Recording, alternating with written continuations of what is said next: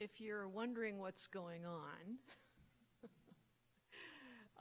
very appropriate to this event, the speakers were offered water, and then we realized we needed to make sure that they didn't get water in plastic bottles. And so, so they have mugs, and we're filling their mugs with water. And it's just, I think, one more reminder of how omnipresent plastic is in our lives.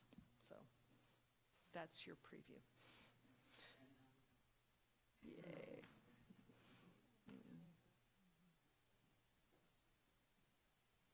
Awesome. Good evening, everyone. Welcome to the Talking Trash panel discussion. I'm Jennifer Haverkamp. I'm the Graham Family Director of the Graham Sustainability Institute here at the University of Michigan. We collaborate with others across different schools and colleges and outside the university to solve sustainability challenges, large and small. And we are thrilled to be one of the co-sponsors of bringing the plastic bag store to Ann Arbor and for this event tonight. Thank you all very much for being here. And I want to give a special thanks to Robin Frohart, the creator of the plastic bag store, who's here herself.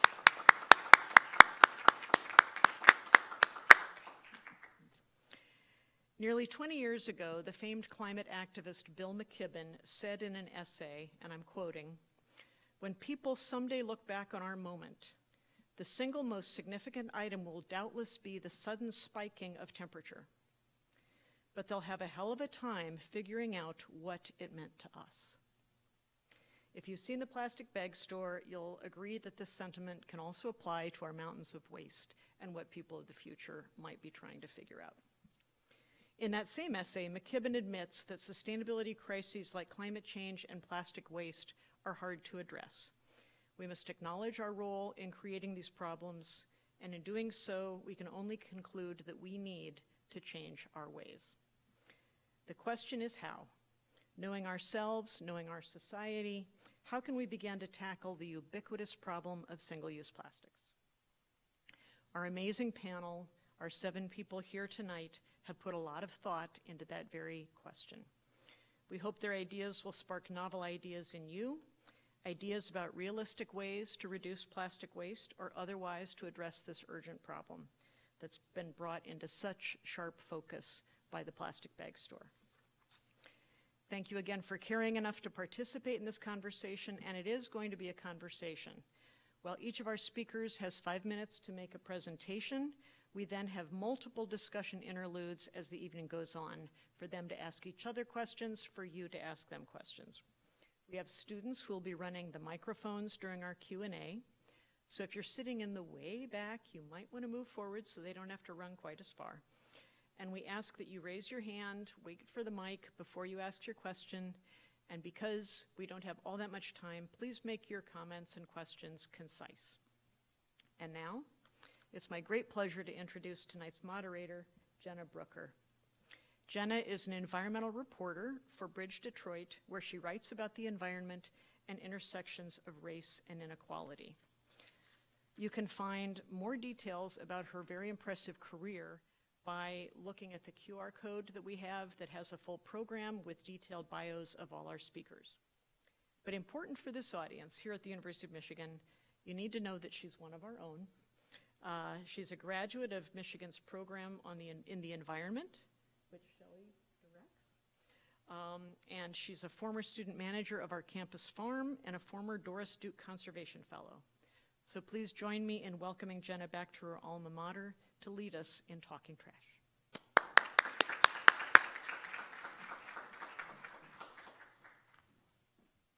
Hello, everyone. Thank you so much for that introduction. I am glad to be back to be talking about this really serious issue. Each year, 400 million tons of new plastic is created, and each year there's new research about how pervasive this issue is. Last year they found microplastics at the North and South Poles. But as an environmental reporter, I cover this stuff and other environmental issues a lot, so to be honest, I'm a little desensitized to it.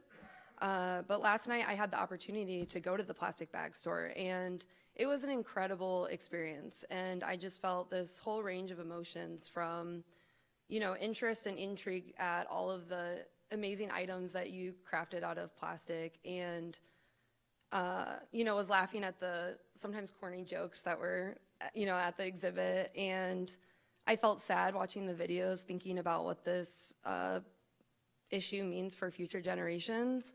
And then I felt like regret that I had just bought a to-go cup of coffee and was about to throw that cup away after the exhibit.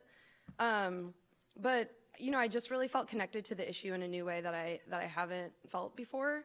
And so I'm really hoping that we can extend that energy to today's conversation and have a really unique, collaborative conversation, you know, where there's discussion and lots of questions and answers. So with that, I will introduce our first panelists. We have Shelley Miller. Professor Shelley Miller currently serves as Director for the Program in the Environment at the University of Michigan. Additionally, she is a Jonathan W. Bulkley Collegiate Professor of Sustainable Systems and U of M Distinguished Faculty Fellow in Sustainability. And after that, we will have Genevieve Rattray, who serves as the Director of Environmental Initiatives and Affairs for the Belle Isle Conservancy, the nonprofit organization supporting Detroit's 982-acre island park on the Detroit River, an international waterway shared by the U.S. and Canada. And those are short bios. If you want to know more, please use the QR codes to learn more about these amazing panelists and their backgrounds. So, thank you.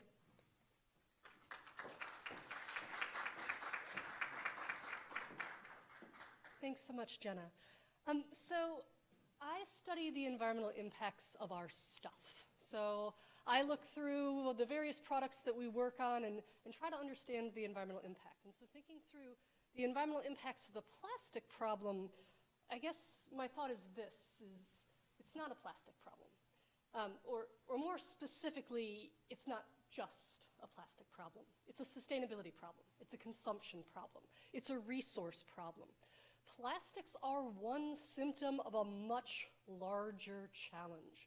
We can see it, we can visualize it, we can have amazing imagery like the plastic bag store, and the plastic problem is huge, and compared to the rest of the environmental sustainability challenges, it's actually fairly small. So just to give a couple of examples, if we think about just plastic water bottles, and American consumption of plastic water bottles at that, we consume 50 billion plastic water bottles. That's enough to do the circumference of the Earth 250 times. But we always hear these things, and it's hard to actually bring them back down. So if we actually think about an average American, and now people in this room, it might be a little bit smaller, but you lay your bottles end to end, it's about 104 feet. That's really only between me and the end of this room. And so that doesn't feel necessarily that big, but the actual impact of those water bottles are much bigger. It has to go with the resource consumption and the energy extraction and the emissions. And so there's the impact that we can see, but if you actually think about the actual carbon emissions associated with those water bottles, that is about 22 miles. We can see 104 feet or so, but the actual impact is the equivalent of driving a car for 22 miles. And there's a couple of ways of thinking about that. Yes, it's 22 miles of plastic just for single-use bottle consumption, but another way of thinking about this big problem is that if we were to eliminate a single round trip between Ann Arbor and Detroit in our car, that's the same as eliminating all plastic water bottles out of our lives for 4 years. The plastic problem is big, and it's small compared to the broader sustainability challenges. And so when we think about plastic waste and packaging waste, again, we have these beautiful visual images, well, sometimes not so beautiful, but definitely visual, and we can see them. And it's tip of the iceberg when we start to consider the overall environmental impacts of their products. Because as it turns out, it's usually the thing inside the package that is way more impactful than the package itself. And so what we need to do if we're trying to tackle the overall sustainability problem is take the visible, take the visceral that people can see, and start to incorporate overall ideas of how to tackle these much larger invisible problems that are lying beneath the surface of the plastic challenge. And so that can be hard to do. And so thinking through our different leverage points, whether we're talking about at a personal level, what we can do for our families, what we can do as an institution, my group did a very quick thought experiment. It was like, okay, So let's say you're hosting an event for 100 people. Maybe it's a graduation party or family reunion, company picnic, departmental event. Let's take an event where you would normally serve 100 burgers, 100 bottles of water. Fairly sad event, fairly sad menu, but that's the only thing that you have. And you say, we're going to do this in a sustainable way, and we're going to do this in a zero waste way. What are the ways and the interventions that we can do to reduce our impact? We could recycle all of the plastic bottles and make sure that every single plastic bottle gets recycled. Or we could ask everybody to bring a reusable vessel that they've reused a sufficient number of times to have environmental impact. And of course, reduce, reuse, recycle, that's a hierarchy. So if we can reduce or reuse the number of, we can use reusable items, that's going to generate a much bigger environmental savings than if we eliminate, or than if we just do recycling. But wait, there's more. There's even more we can do in starting to take a step back. Yes, we need to tackle our plastic challenge. We have an environmental impact by reducing plastics. But if we think even broader to other things we're doing at these events and the excitement around reducing plastic and say, well, what if we went from our typical burger-based diets and go plant-based, bean burritos or impossible burgers? Well, then the entire axes shift. And it turns out that yes, eliminating plastics is going to have an environmental improvement, but it's 100 times less if the same event goes actual meatless there. And so yes, we need to tackle plastics and we need to look bigger. And you might say, hey, that's not going to work for a particular event. Even just reducing food waste and reducing the environmental impact of the things inside of the packages can be very impactful. So going from third-pound burgers to quarter-pound burgers are still 30 to 40 times more impactful in terms of carbon savings. And so overall messaging in terms of things that we can do, think about plastics, reduce plastics, and think overall about our products and what we can do. Thanks.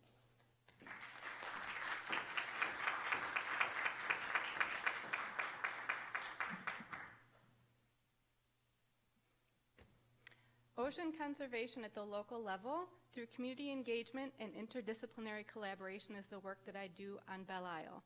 This is an image of Belle Isle Park. It's 984 acres of urban island park situated in international waterways. It has 5 million visitors a year, which brings a lot of plastic pollution that enters our waterways. For the acreage, just a fun fact, Belle Isle is slightly larger than Central Park in New York City. So you can see in this image that there are a lot of inland lakes and canals that flow into the Detroit River.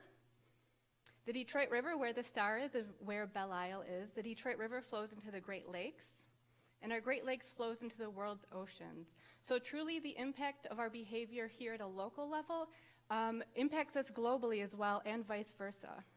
So the plastic industry was very brilliant and found a use for something that we as a society never actually thought that we needed or said that we needed. We invented a material that lasts forever. Plastic truly lasts forever, and we just throw it away when we're done with it. Think of our single-use plastic, and we just throw it away. Only there is no way. It becomes waste on this planet that we must manage, and we don't do a very good job of managing it. And as a result, entire oceans are being polluted through our local waterways because they are all connected, and we're in a plastic endemic. So our response, one of our responses on Belle Isle was to design some community-based solutions that we could really focus on as a park, because we are a park, and we have a lot of tourist attractions, and we have a lot of park users, so how can we leverage what we have to offer? So we established Keep Belle Isle Beautiful in 2017. We have outreach and education regarding the impact of plastic pollution in our community.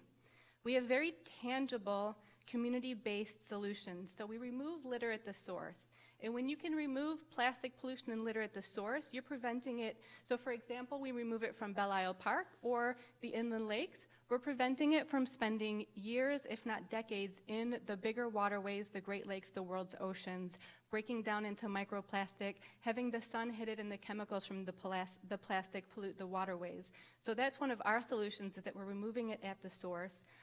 Since its inception, we've mobilized thousands of volunteers, and we've removed tens of thousands of pounds of plastic pollution from Belle Isle and its waterways and the Detroit River.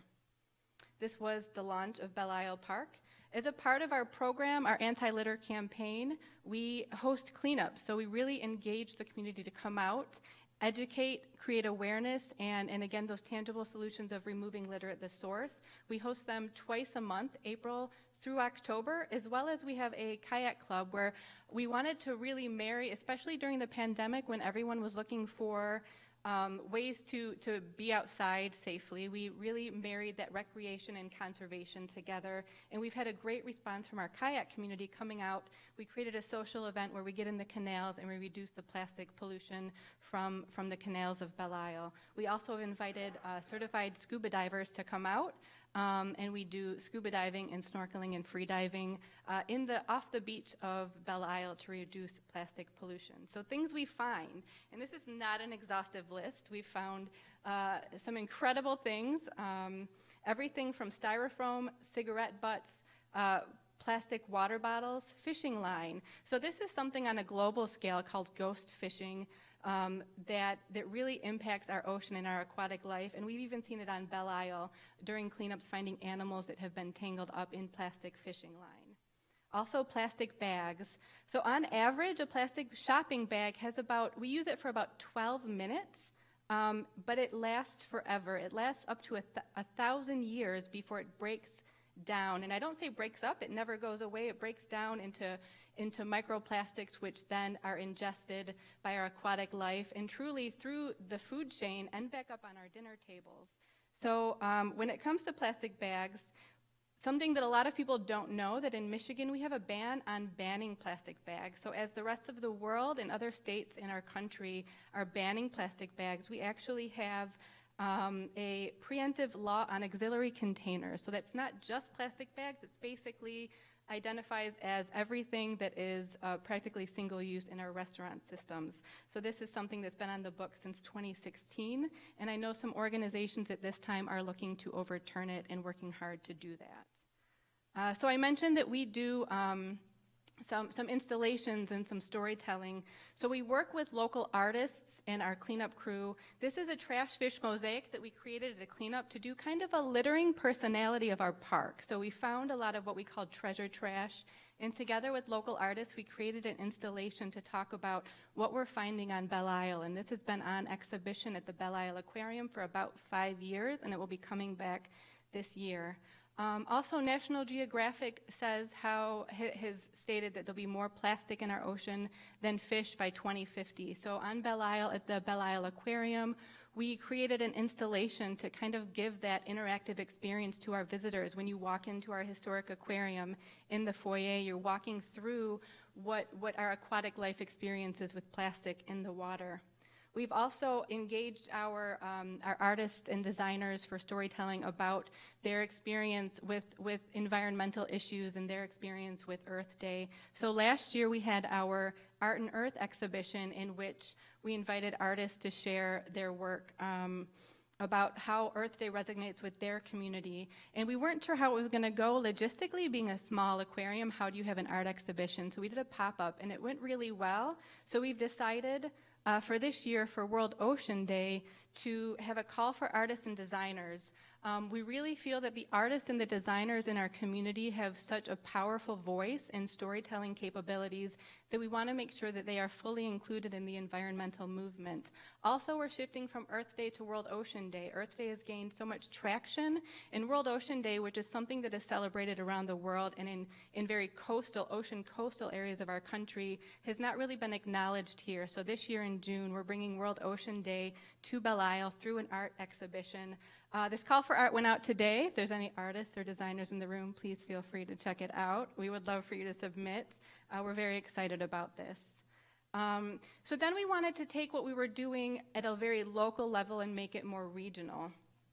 So we were saying, okay, we're mobilizing volunteers, we're mobilizing park users, but now we really want to fill that gap where sectors are not communicating. There's a lot of great work being done in our region having to do with plastic pollution, but we don't know a ton about it. We're not working with each other. There's just a lot of silos. So we created this networking hub, the Detroit River Coalition. So it's a binational environmental resource hub made up of researchers, universities, nonprofits, practitioners, artists, designers, environmentalists, and we bring everyone together. So on one hand, we have very tangible solutions. So since its inception in 2020, we've mobilized through the pandemic over 5,000 volunteers. We've removed over 50,000 pounds of plastic pollution from our binational coastline.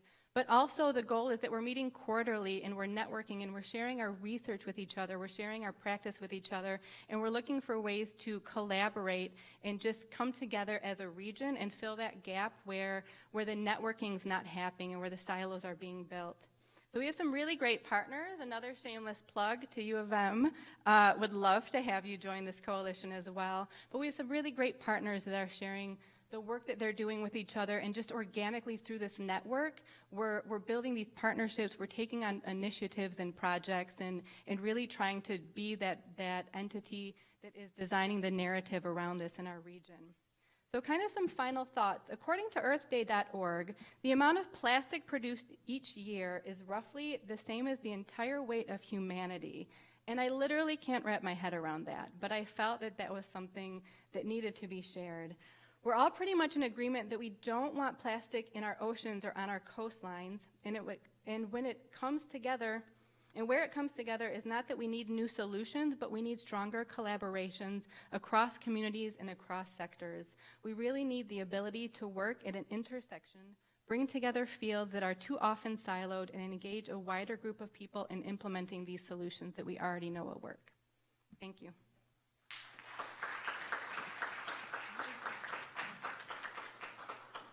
Thank you both so much. So now we'll take questions, and the panelists are free to ask each other questions as well as audience members. We have people going around with mics, or do we have a question? Yeah? Oh, okay. Well, I'll start. I'm curious, on Belle Isle, where does the plastic go that you collect? So we've had some organizations out to see if we could recycle it, what can we do with it, but because it is so dirty, we're literally pulling it out of the canals, the lakes, the lagoons, that it would need an entire sanitation station, which would take up energy in itself to be able to make it recyclable. So at this point, unfortunately, we're taking it from the waterways and we're putting it in landfills, but we just don't at this point have the capacity or the resources to do anything else with it.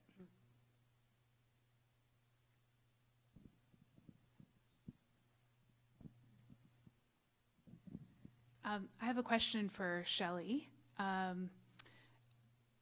really appreciated your infographics and kind of placing plastics in a context of a broader challenge or many layers of additional challenges.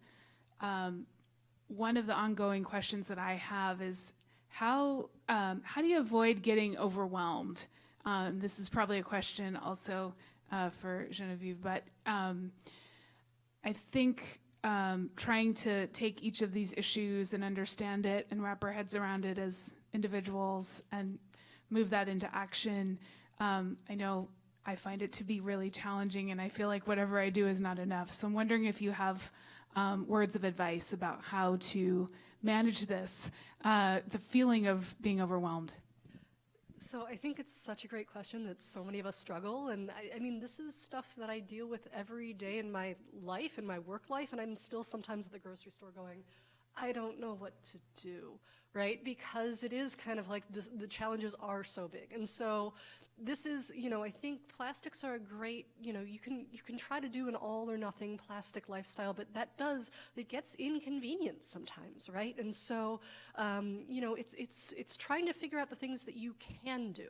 And to my point, yes, plastics are a piece of a broader puzzle and a much bigger piece, but whether it's one of those things where I'm going to try to do somersaults to eliminate single-use plastic or other things that I can do potentially easier, that's where the balance comes in. And so I always say there's three major bins that all of our lives go into.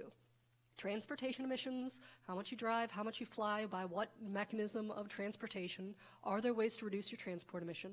Your food emissions, so can you reduce environmentally impactful foods, largely meat and dairy, from your diet? But if you can't do that, and if you can do that, can you reduce your food waste?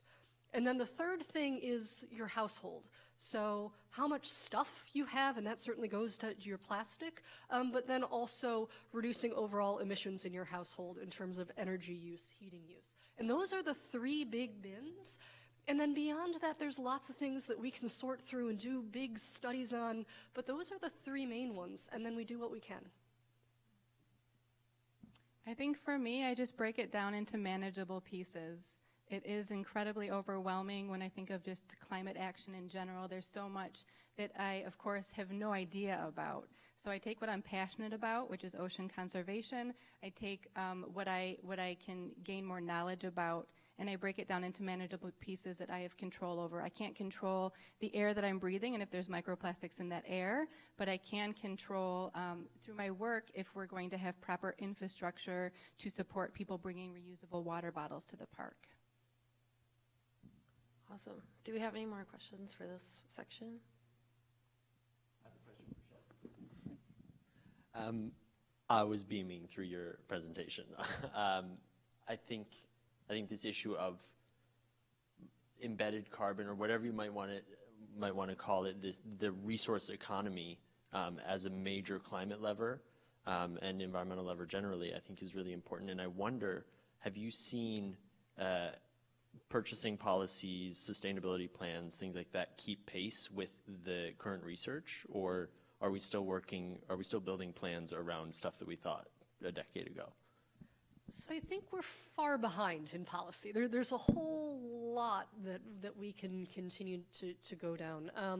And I think there's, sometimes it's, again, perception, right? So we tend to tackle what we can see, right? And so, plastics are a great representation of that because we can see the plastics. We can have a picture of a seabird choking on plastic, right? And so that is, and so I think one of the big challenges as we're talking to policymakers is we're trying to really think about the broader sustainability challenges. Carbon is plugging up our atmosphere as much as plastic is plugging up our waterways, but we can't see the carbon. And so there are ways that we can make those invisible impacts visible, I think that's really the challenge for all of us collectively as far as thinking through how do we take this plastic opportunity where people really are excited about trying to solve this challenge together and try to solve those less visible impacts that people can't see. Awesome. Thank you so much. All right, for our next section, we have Lashaun Jackson, a junior at the University of Michigan studying the environment with a focus on sustainable food systems. She currently serves as a team member of the Student Sustainability Coalition and a leader of the Maize and Blue Cupboard Student Advisory Council. After that, we have Samuel McMullen, the co-founder and executive director of Live Zero Waste and is a University of Michigan alumni.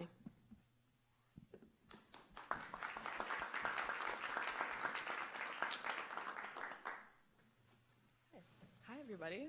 Thank you for coming out tonight, and thank you for giving me an excuse to finally wear this top. I got it back in August, and I've been looking for an excuse to wear it, so it's tonight. Thank you. Yeah, plastics. Ew, right? So last year, I was a part of a volunteer organization where our biggest priority was to get our campus to go single-use plastic free.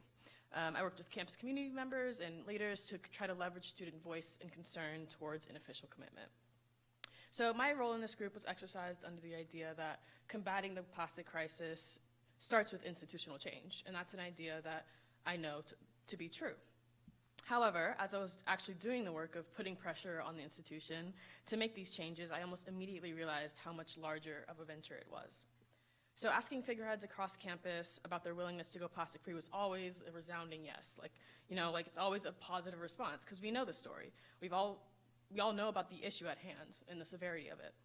We've seen the pictures of turtles with straws stuck in their faces, bird carcasses with microplastics embedded in their digestive tracts. But when it came time for me to ask the question, are you able to commit to it? There was a little bit of hesitation. In retrospect, I understand why. But at the time, I was just starting to enter the sustainability scene with seemingly in a simple agenda, it's just single-use plastics. Just say yes, commit, get rid of it. Why not just decide to take charge and help lead the university to a cleaner future? And then I realized how much bigger of an ask it really was. asking to go plastic-free in a lot of ways is an ask to challenge capitalism, and let me explain. So capitalism is it's characterized by its impossibly high rates of production and consumption, and relies on disposable materials in order to keep up with the time constraints that it imposes. Think, right? So we want to get some coffee between classes, or those charged drinks that you get at Panera. We rely on the disposability of those cups because we don't want to carry them around all day, right? And rushing out of the house to make it in time for a first meeting, we rely on the plastic-wrapped kind granola bar for our breakfast because we don't have time to make it. When ordering our food, because we have no time again to make dinner for ourselves, we get the plastic freshness sticker that's on the little bag to make sure, it's all clean and sterile, whatever. So my point is that capitalism has curated this produce, go, go, go, promote society that directly influences how we can interact with the earth, regardless of how we may want to. Therefore, this commitment to single-use plastic-free campus, or single-use plastic-free anything for that matter, is a direct challenge to capitalist forces and this culture that they impose. So specifically regarding the question what to do about plastics, I kind of have a borderline anarchist answer, but for the practically speaking, I'll just simply say, I don't know. Of course, it starts with collaboration. Of course, it starts with going back to the community and working together. But that's a question at the end of the day that has to happen together. This capitalist culture is something that we have to challenge together. We can't just ask one person, So what I'll say now is that it's definitely not this neoliberal notion of voting with your wallets, right? It's not just bringing your reusable bags to the grocery store and your reusable water bottles. It's much deeper and much larger than all of us. It's not solely up to the individual consumer. So the best response I have is to encourage you all to reflect on the circumstances that you're in and take a look at the choices that you are coerced into making due to this constructed pressure of time and money. And then point your attention to our systems and our leaders and the corporations controlling basically everything, and then demand better. And that's what I got.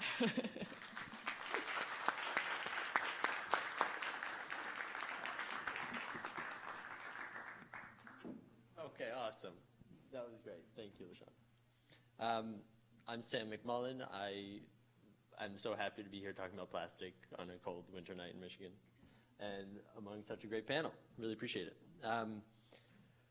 Okay, I'm going to talk about, in this short time that we have, I'm going to talk about sort of a scope or analysis of the problem, and I'll talk a little bit about the question on everyone's mind, what do I do, the sort of question of the hour. And then I'll end with a little hopeful anecdote, or at least what I think is a hopeful anecdote.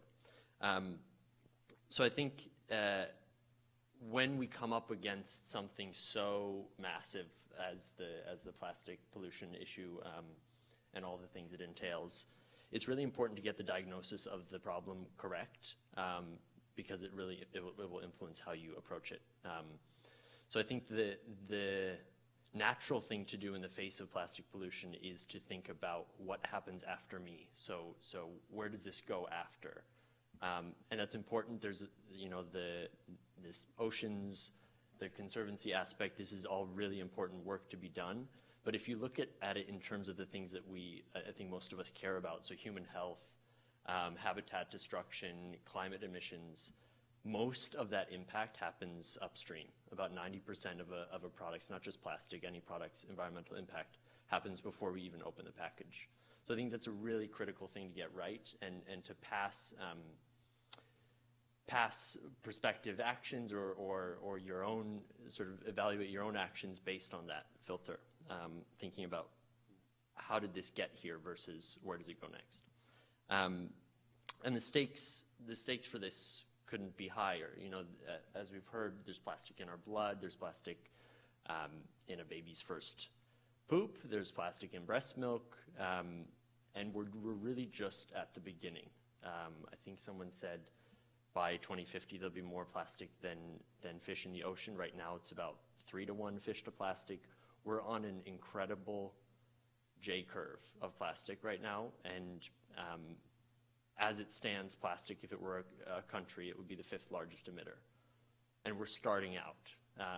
If you listen to what the large oil executives are saying, they're very clear. Plastic is the plan B. As soon as we can't do energy, we're doing plastic. So it's pedal to the metal in terms of plastics, and so working on this now I think is really, really important. So what do we do in the face of this huge challenge? I think individual action is tough to justify. I've spent the last 7 years helping people take sort of concrete action. But if you look at it as input-output, it's a really bad equation. Your individual plastic or even carbon footprint is so small. But I think it's really important to give ourselves credit for what's actually going on, which is that when you make choices, when you make conspicuous choices in public, you are changing norms. You are influencing the people around you. And science will back this up. They've done studies on flying, attitudes and behaviors. They've done studies on solar panels. Like you're more likely to get solar panels by a significant amount if your neighbors have solar panels. It matters what you do. It's not just about your own impact. It's about what are you making normal in the spaces that you have influence in. So I think that's really important. And my hopeful anecdote is that I've spoken to a lot of people about waste, about trash. For the last 7 years, I've spoken to people in as far away as India, in North Dakota, fundamentalist Christians, anarchists, atheists, all kinds of people. And every one of them, I've yet to meet someone who doesn't have this, has the same pit in their stomach that you do. We all understand this. We all get at some visceral level how, I'm not going to use an expletive, but we're screwed. So I think that's really hopeful because that speaks to an opportunity that we have and a common ground and a chance to, in this way that if you start from that common ground, I think all the outcomes are extraordinarily political and good progress to be, there's good progress to be had. We just have to commit to action. So this is just the tip of the iceberg. We're running a challenge, Live Zero Waste is running a challenge in March, starting March 19th, where you can get a chance to put it all into practice. You can sign up, livezerowaste.org/UMISH. I just want to put a big old plug in for personal action. There's a fundamental truth that, yes, all of these problems have to be solved at the corporate and governmental level, but that collective change starts with individuals. We need people to be acting loud, to be holding people accountable, to be, yes, sometimes shaming people who are representing large companies, CEOs of large companies. We have to start acting and acting a lot, and what you do matters. So that's my little ending anecdote, is that everyone else is as scared as you are.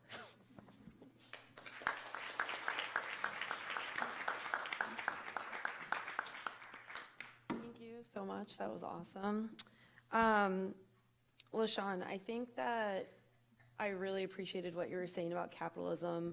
For those of you that didn't have the chance to go to the plastic bag store, our period of time, in the future gets labeled as the customers, in between the castle people and the robot wars, I think. And that was just really depressing, that's our legacy, is the customers. We just buy. So, I'd be curious to hear more from you about your journey to understanding that this is really like a capitalism issue, and your successes and failures with trying to, because we're at the university, trying to get university leaders on board with this. Yeah, no, I mean, yeah, it's capitalism. Like, it's hard to, because I think the thing too, when I was talking about culture, it's sure, we know it's right and we want to make the right decisions, but at the end of the day, we are constrained. There's a lot of people, especially, who can't afford to buy, certain things for reusable or more sustainably sourced products. So there's always going to be limits in what we can do. So I think, with capitalism, it's you have to kind of, what you were saying about individual action, take the actions that you can take, influence the people around you, and then with that, leverage all of that power to make the institutional change. Because nothing's gonna change if, our infrastructure itself, if the way we move throughout the world itself can't change. So yeah, I mean, I don't even know where to begin with that question, but that's what I got. So can you tell us like what's happening like from the student perspective with the university and like? Yeah, so I can kind of speak to the volunteer organization I was with last year. So that was a lot of like student organizing. We like kind of went around campus like asking, like, because we understand that like students here are passionate about the issue, asking, you know, what are your thoughts about this? Like, would you be willing to sign the petition? And then we use that like collective voice to push it to our administration and our leaders. So that was that organization. This year, I'm involved with the Student Sustainability Coalition, and that is an umbrella organization that kind of like connects the ideas that have to do with sustainability, whether that be plastic waste or other issues, to do the same thing and kind of take the voices that like maybe marginalized or like maybe unheard and then lift it up. So, yeah. Any questions from the crowd?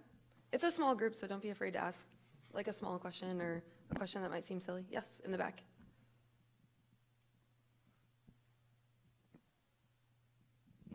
Hi, Lashaun, that was a really good overview of the challenge that you're facing at the university. I am curious that if the university has maybe a carbon neutral target by 2030, 2040, 2050, if the university or any organization that's making these net zero targets, are there targets around plastic-free or single-use plastic reduction at the university, and what's your experience broadly as well? Yeah, so that's actually one of the main points that we use to leverage our ask to the university to go single-use plastic-free. So producing plastics is a part of our Scope 3 emissions, which is like the most indirect carbon emissions that contribute to greenhouse gas and climate change in general. So kind of framing that, because the university does have a goal to go carbon neutral by 2030, 50, 2030? One of them, 40? One of them. I mean, we're working towards it. But that was one of our main points, is like, hey, this is the issue that you want to tackle. Here's how you do it through this ubiquitous problem, right? Like, we know plastics contribute to climate change. So yeah, like, tackle it, and that'll be a hallmark, or like a, what's the word? It'll be progress towards that goal. Yeah. So I'm so sorry. If I can just jump on the neutrality thing, I think it's really important, sort of what a couple of these presentations have touched on, that carbon neutrality for Scope 2 emissions, if you're a consumer city or a consumer institution, is focusing on the small subset of things that you can control and ignoring a major lever, which is that your supply chains and the things that have to happen, the extraction and production that has to happen to enable you to do the things that you're going to do, is so important, so massively important that if you make those commitments and feel so good about your commitments for Scope 2 emissions and completely ignore the Scope 3 emissions, you can get, I'm worried that we'll get ourselves into a bind a decade or two down the road where we're like, oh, we addressed the hard stuff, or the stuff that was hard for us then, but that was actually the easy part. Like, we're still relying on supply chains that are totally unsustainable. And Samuel, I appreciated that you addressed the upstream impact of plastics, because I think it's important to highlight that, like with most environmental issues, plastic creation and pollution also disproportionately impacts communities of color often. Yeah, look up Cancer Alley. Plastic production in the U.S. is just a horrible institution in the U.S. and abroad, and you get it going and coming as well, because incineration or chemical recycling, or all these things that are being touted as, or waste to energy, touted as solutions to the plastic problem, are going to do exactly the same thing, just overburden people who are already dealing with disparate health outcomes in the first place. It's tough. Any other last questions for this section?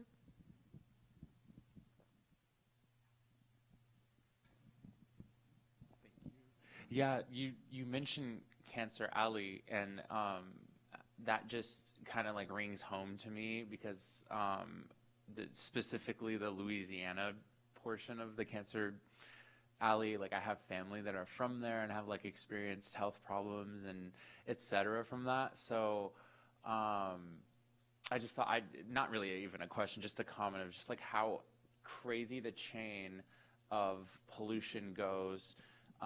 You know, like you mentioned incineration, and how there are literal open burn pits in this country that are next to neighborhoods of Black and Indigenous people. And it's literally giving them not just cancer, but all sorts of respiratory illnesses. And like they're dying like every single month. There are multiple deaths from this. So I just thought that it's really important too to like note how plastic isn't just plastic and how it affects people on so many other levels than just you throwing away like a wrapper.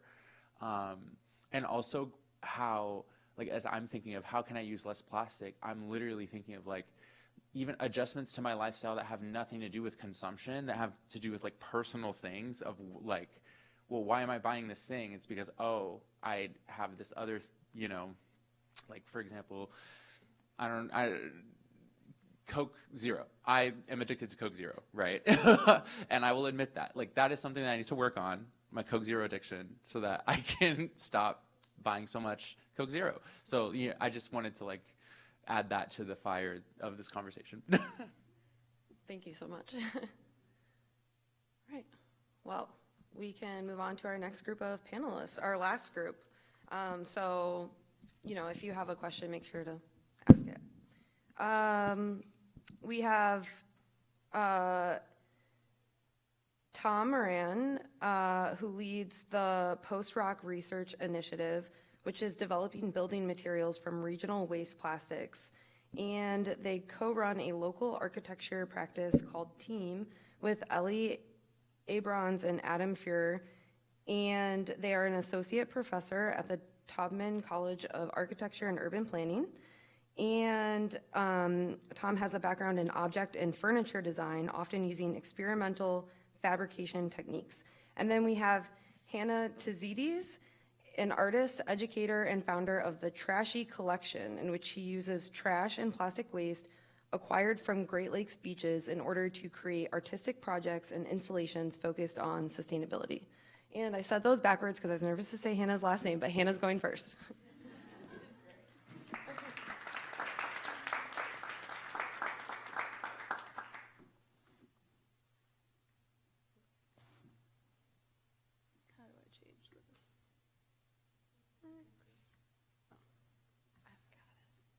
Well, thank you everyone, first of all, for being here. Every time I'm in a group like this, I feel like I could just talk forever, so thank you for being here and listening to all of us. I'm Hannah, and like she said, I'm an artist and sustainability educator. So like many of you, I grew up going to the Great Lakes, you know, swimming in Lake Erie, which I was near to at the time, and didn't know anything about plastic pollution until I started noticing all the little plastic bits washing up. I've been a collector by nature, so constantly just, you know, when you're little, you're so close to the ground, so you're picking things up. And I just discovered all these plastic bits, and I mean, it took years to really notice what was happening, but I now have a collection of over 70,000 pieces of plastic, which is a little bit insane at this point. They're all color organized in jars in my studio, and I just make art with it. So I can show you a couple of the pieces. A lot of them are mosaics. You can see the earth here, which was done for a collaboration. And all of these pieces were found in the Great Lakes. And I think one thing that continues to just blow my mind is that over 22 million pounds of plastic enters the Great Lakes alone every single year. And it just makes my blood honestly like boil just saying it. And it's, I mean, that alone, just knowing how passionate Michiganders are about our Great Lakes and the health of them, and how that just hits so close to home, I'm sure, for many of you, or all of you in here. And so, yeah, this is my way of just bringing that to life in an artistic way that people can kind of do an I Spy with it and see what kind of objects you're seeing. You can probably see the lighters and bottle caps, you know, these things that we find on a constant basis, and not even at the beach all the time, but just in a parking lot. And so I think it's just a way to really engage people, especially of all ages, kids. I do a lot of education aspects with children in schools. We go on cleanups in neighborhoods or the Great Lakes, and just kind of connecting all the dots back. And I think that art is so powerful in that way, and it really is just this piece of connecting people back to what you're standing for, I guess. So right now, I also currently have a installation at the Sea Life Aquarium. It's the Great Lakes, as you can tell, and all of the pieces were from the Great Lakes. So it's a fun piece. It's there right now if you want to go see it, or it's a great piece to bring kids and kind of get them thinking about, you know, their part in plastic pollution. And then circling back to that too, our own impact, I think it's, I mean, something I could just talk forever about, but I think, like many of the panelists have said so far, our impact does matter. And I think the one thing that I've learned again and again on a daily basis is that we can inspire people. It's, I mean, in bringing your reusable cup to the coffee shop and people kind of feeling like, what is she doing with that? And these little things that maybe make you feel like, I don't know, weird at times, like bringing, you know, a stasher bag, those silicone bags, I love them, and I'll like bring them to restaurants and put my food in them instead of bringing home the styrofoam. And I don't always end up doing that. Like sometimes I end up with the styrofoam, and that's just life.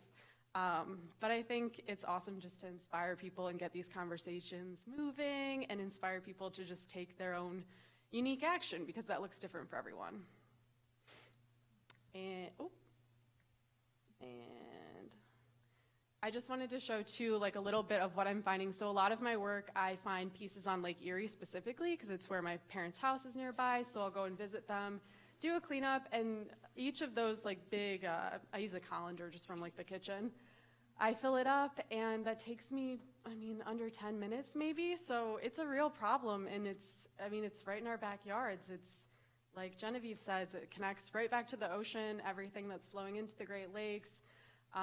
And the Great Lakes are different in the sense of we don't have the ocean currents and the gyres, which are those, like in between Hawaii and California, there's a big gyre and the Great Garbage Patch and all these things we hear about. But in the Great Lakes, all of the little microplastics and a lot of those things that you see here, a lot of the times just float down to the bottom. So we're really lagging behind, in my opinion, in the research that's being done. And while it is being done, there's still so much more to find about what's happening with this plastic in our Great Lakes.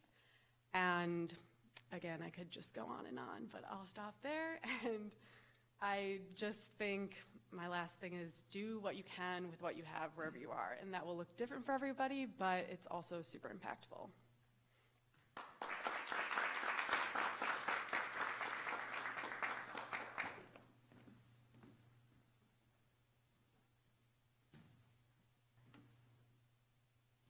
Hi, everyone. Thanks for having me. It's exciting to be with a group of people like this. I kind of want to nerd out. There's a lot of extra things I've thought of to say, but I'll try to keep it to 5 minutes. My name is Tom Moran. I'm an associate professor in architecture here at U of M. I collaborate with my wife, who can't be here tonight, so I'll be here in her stead. But the two of us come from a background in architecture that starts from kind of hands-on making and moves out from there. Oh, so I should say, before I start, I love plastic. I love it. I'm going to try to convince you all in 5 minutes why plastic is amazing. I just think we're doing it wrong. So you'll see. So we both came from a tradition of hands-on making in architecture. So we never collaborated until we started this post-rock project. And on the left, you can see some of Meredith's early work where she was imagining building scale components made out of bioplastics. On the right, there's a project of mine where we were taking post-consumer mixed stream plastic, disaggregating it by color, making tools to work with plastic like paint, and kind of making design objects. So we both come from a tradition of engaging with the material directly to kind of do aesthetic experimentation. So in 2015, we got together to do a project we called post-rock, inspired by the discovery, or let's say naming, of a new material called plastiglomerate. Geologists and an artist discovered this phenomenon that you're probably all familiar with now, which is chunks of plastic composites drifting up on the shores, especially in the Pacific. So these are materials that are made from the mineral and, it's an aggregate between melted plastic that's churning out in the ocean and aggregates like, sand and seashells and all that sort of stuff gets fused into a new material called plastiglomerate. And you can see that there are some remnants of ropes and things you can see in there. So we thought it was an interesting material because people are calling it the first material of the Anthropocene. And so we decided, well, we're architects, why don't we make some and see what we can do with it? If this is going to be a new material we're going to have to deal with, how do we make buildings out of it? And so we call this material post-rock, and we began to develop techniques to take different mineral aggregates and polymer plastics and melt them together into different forms and shapes. So I think what might be surprising is how much plastic is actually in a building, and that actually the buildings aren't the worst place for plastics to end up. I'll explain more in a bit. But this was part of our ambition, was to take these experiments we were doing and scaling them up to components that we could make buildings out of. So all of these plastics you could see that would show up in a house. Well, could we turn them into a house in a different way by making structural components out of different plastic composites? And the way that we began to scale that up was to go from kind of furniture scale objects to using building construction waste to make column scale objects out of this plastic composite. But we, through all of this, we've made a few discoveries. One, the kind of aesthetic experimentation that we were interested in, isn't all that necessarily, it doesn't have the widest appeal.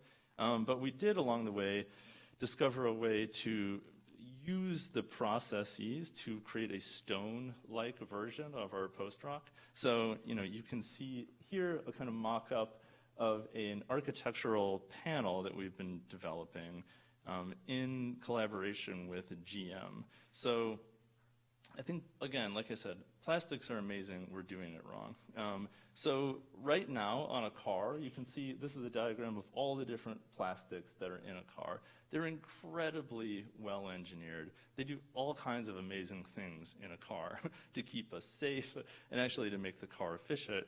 It's when we throw them away, that's the mistake. And I think we're all in agreement there, right? Single-use plastics are bad. However, we can put them on buildings and they will do very, very well.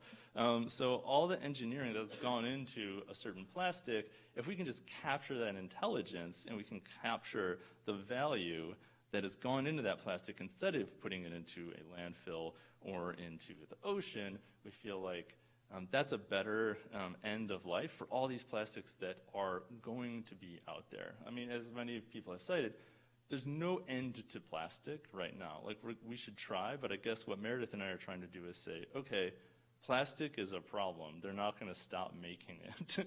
How can we take the intelligence of the engineering of certain polymer plastics and find a place for them at the end of their life that minimizes the problem? So I'll end there, but thank you all.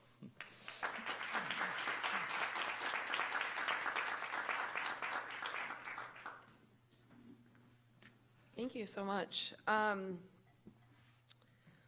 that's really interesting. So how feasible is that? Like, is it expensive? And what are the greenhouse gas emissions from using plastic in that kind of way? Well, so right now can y'all hear me or should I get the mic? Okay, mic, okay. Yeah, right now we just patented a process which uses very, very little energy to recombine these waste plastics from GM into the panels.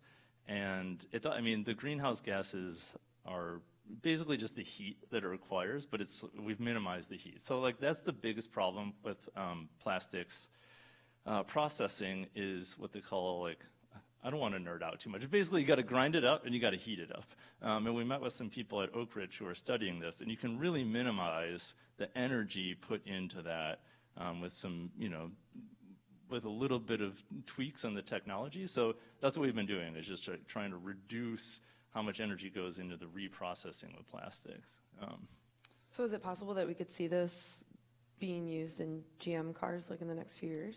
I mean, right now we're going through the commercialization phase, and we hope to have a pilot project by 2025. So yeah, I think we're going to have waste plastics from GM on buildings in less than 2 years, we hope.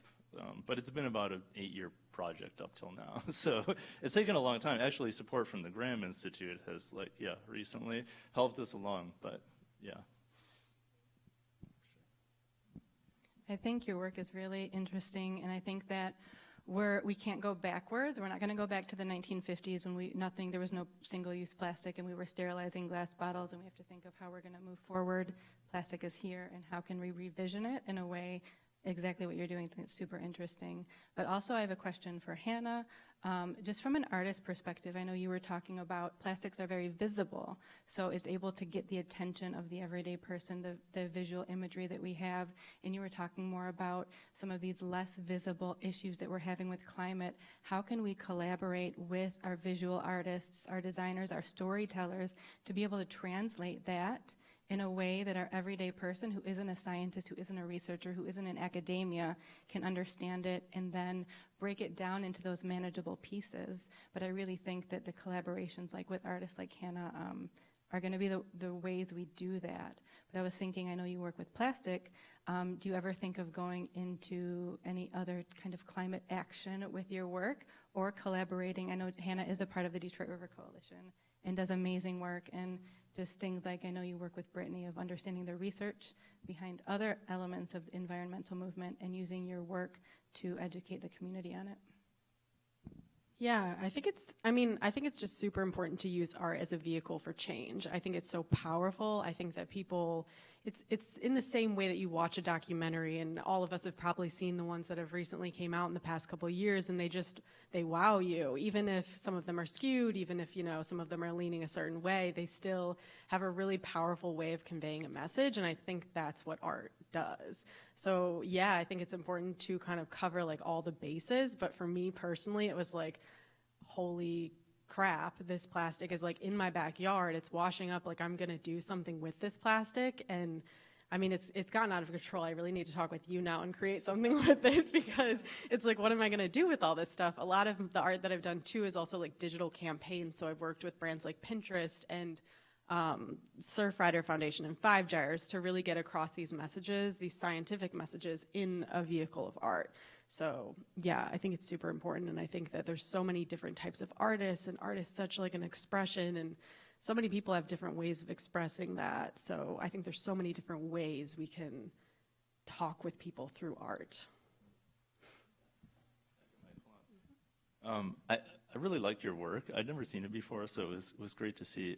It's funny when, so colored plastic you can also more or less get for free, because it's so worthless, in the recycling market, because it's all the different colors like that consumers like, and they bail it up, and nobody wants it, because if you just like melt it together, it turns like olive drab, and so basically, like, they just send it to get incinerated. It's like a liability. It's, if you throw your Tide bottle in the recycling bin, it doesn't get recycled, just so you know. But so we would get it for free, and we would cut the bales open, and we would get complaints from neighbors in the area where our research facility is, and just like, this garbage, and then we would sort it out by hand into a giant color wheel. And people would bring their kids by to get pictures taken with it. It's the same exact material, but with just like with an eye for aesthetics. Just the disaggregation and reorganization of the color, and people would really respond to it. So I think that's important too. Is like, yeah, just aesthetics matter. Like, I know it sounds crazy, but being able to turn waste plastic into something that looks like stone means we can put it on a building. If it didn't look like stone, nobody would want to put it on a building. So anyway, it's good to see your work. Any questions from the audience? Yeah.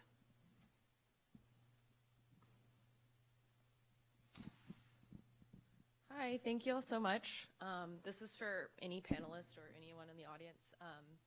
I agree that plastics are here to stay, but I also think there's a lot of room for reduction. And I'm curious if any of y'all have thoughts on the Break Free from Plastic Pollution Act. I know it's been in Congress a couple times, and it's kind of sitting there, and it probably won't do a whole lot in the near future, but curious if you have any thoughts on that.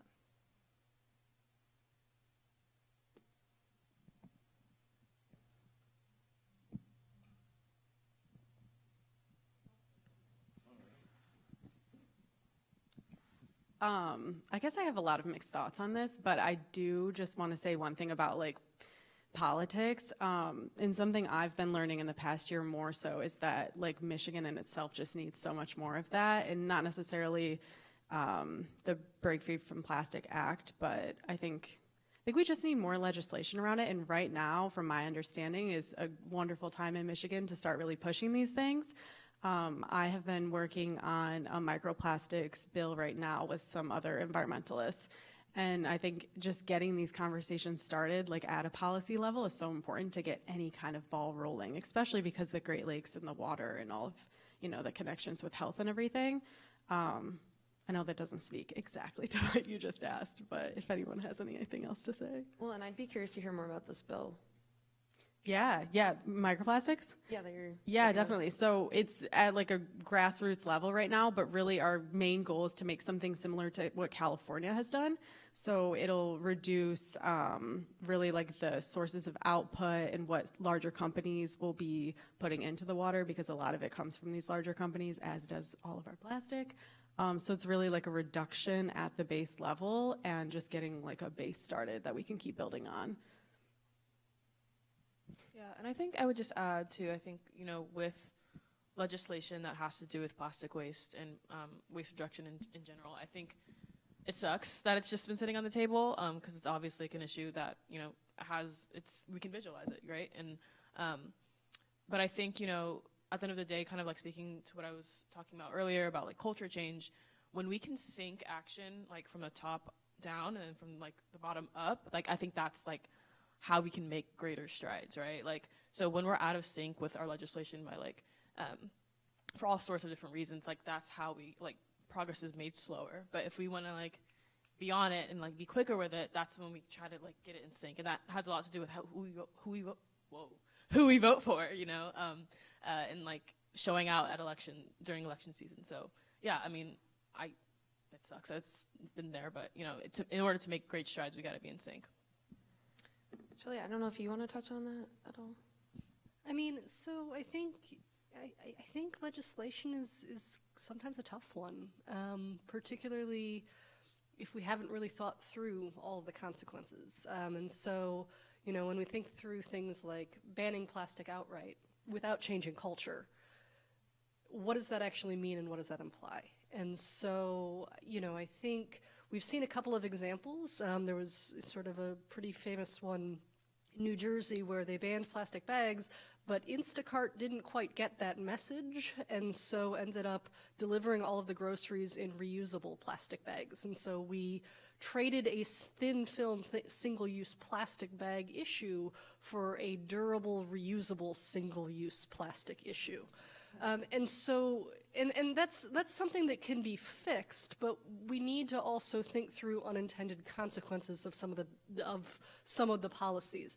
If we have consumers who haven't changed and the culture that isn't going to accept change and is just going to find more environmentally impactful workarounds, it's just sort of this, I always say, environmental whack-a-mole, where we sort of solve a single-use plastic problem only to create another issue somewhere else. And so I think, yes, tackling single-use plastics is absolutely essential, and particularly the leakage that gets into the environment that causes the issue, but we also need to think beyond just tackling single-use plastic at the risk of creating another issue elsewhere.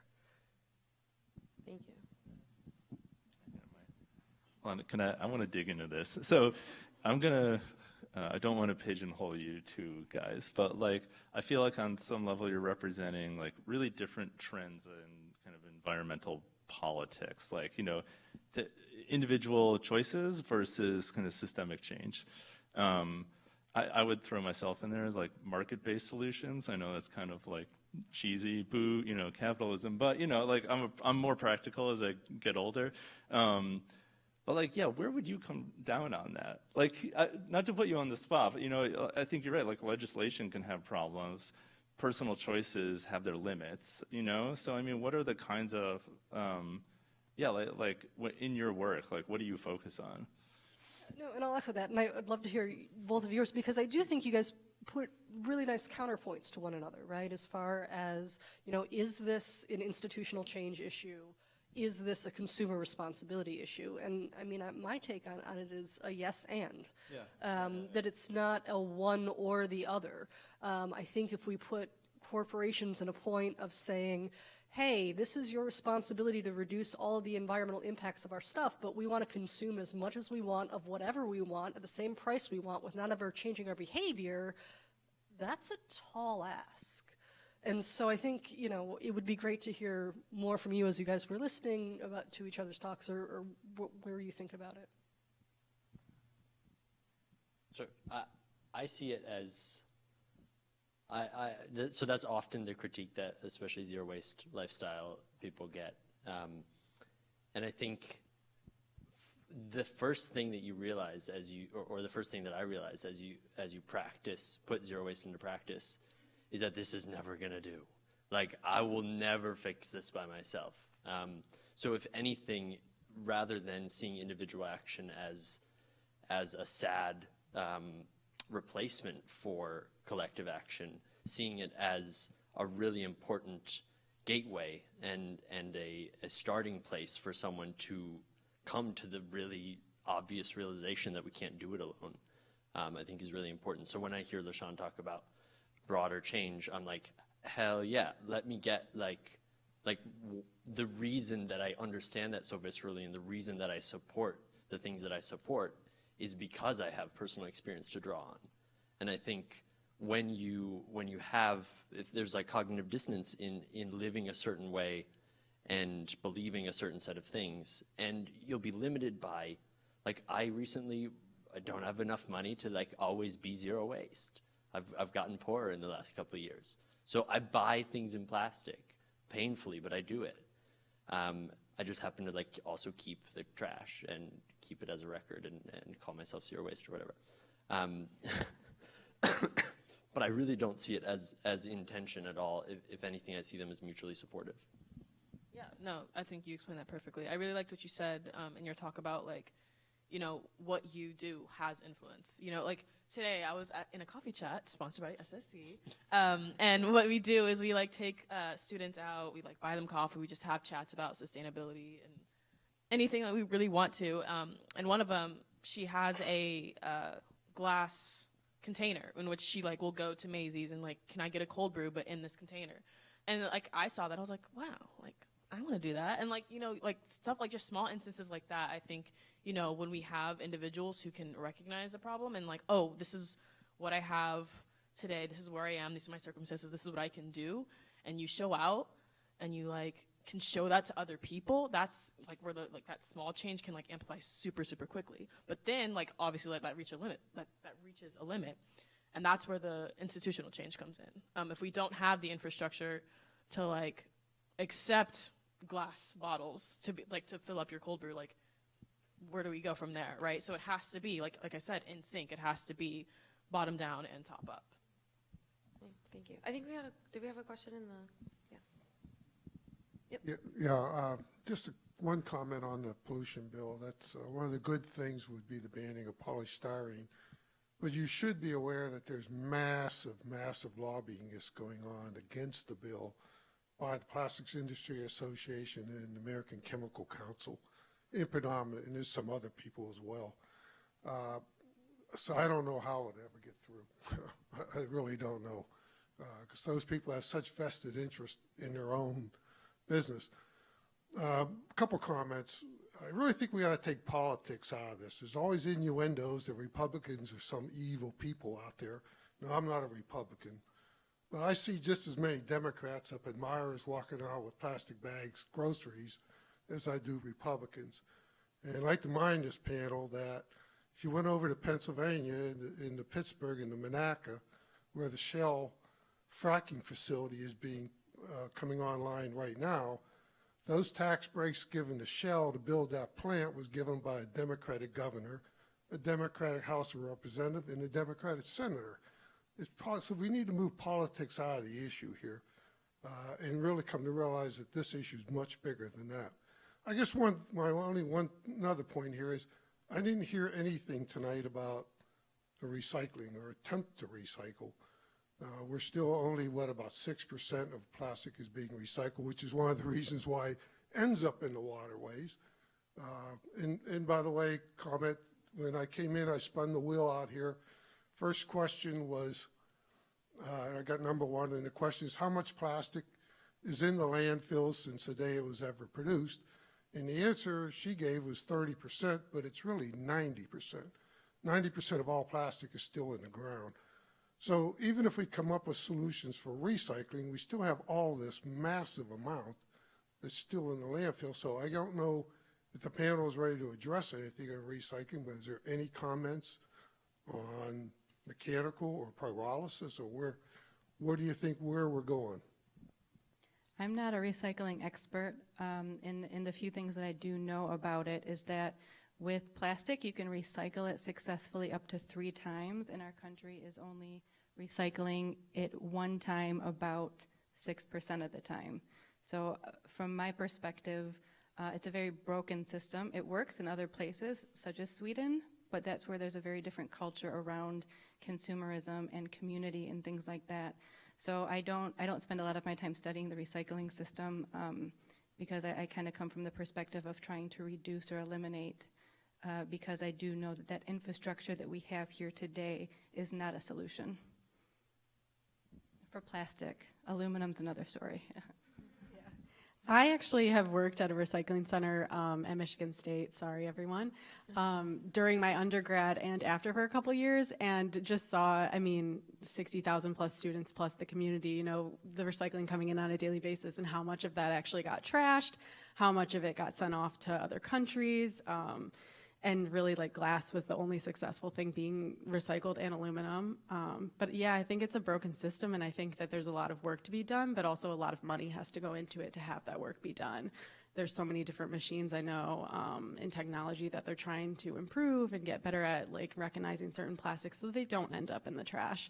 But yeah, there's a limit to it, and also the more that you recycle plastics, the more microfibers they shed. So there's just a lot of problematic things, I think. I love the idea of it, but I don't know how capable of, the system is to handle everything we have. We just have so much plastic at this point. Awesome. I think we have time for one last question, if anyone has one. I just actually have a comment, or maybe a question, maybe a comment, but, we talk a lot about purchasing power, capitalism and stuff. From the standpoint of not purchasing plastic soda cans or soda bottles and help sort of alleviate some of the addiction problems of Zero Coke, what if organizations, or what are organizations and universities doing in terms of, instead of going plastic free, changing from having vending machines with soda bottles, plastic soda bottles, to aluminum cans only, so at least there is a bit more of the recycling, bit more of the thing. And then my other question or comment is, Meyer, for example, is probably one of the few companies, or maybe one of the only companies, that probably doesn't have any paper bags compared to a Whole Foods that has all paper bags. And what might be some things that we're doing as a community or as university or organizations to help change that from it's not an individual behavior, because you give the individual the choice and people will make the choice, but if you don't have that choice, what do you do with it? Is anyone up to answering that in 30 seconds? I can speak to the first part really quickly, as far as like changing out plastic bottles with aluminum ones. So I was actually part of a project this past summer with M Dining as a sustainability intern. We reached out to two companies called Mononalu and Pathwater, which do sell aluminum water bottles instead of plastic ones. So we've recently implemented those into our retail locations like Macy's. I know they're available there. We still do offer plastic water bottles, but it is an option to have aluminum instead to like help with the recycling issue. Yeah. Cool. Yeah. All right. Well, thank you so much. I really want to thank the University Musical Society, the University of Michigan Museum of Art, the U of M Graham Sustainability Institute, and the U of M Arts Institute for this amazing discussion. I'm sure that you all are more confused like I am, but these people are working on incredible projects and work, and it was really interesting to hear about the wide range of how we're looking at how we can address plastic pollution. And thank you so much all for your time, and to the panelists, thank you so much.